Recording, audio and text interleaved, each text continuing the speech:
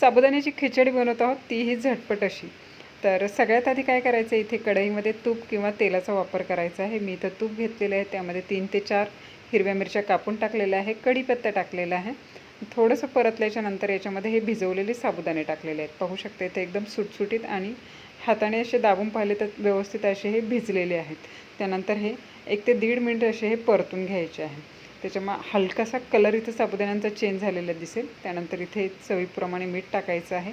बटाटा उकडलेला नाही, त्याच्यामुळे झटपट अशी ही करण्यासाठी काय केलेलं आहे, बटाटा इथे जाडसर किसणीने किसून घेतलेला आहे. 2 ते 3 पाण्याने स्वच्छ असं धुतलेलं आहे.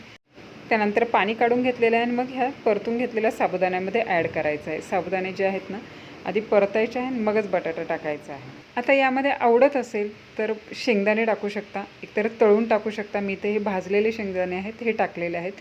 आवडत असेल तर टाकू शकता, नाही टाकले तरी चालेल. सगळं मिक्स करून घेऊया. जसं जसं परतून घेऊ तसं जसं साबुदाण्यांचा कलर जो आहे ना चेंज होईल.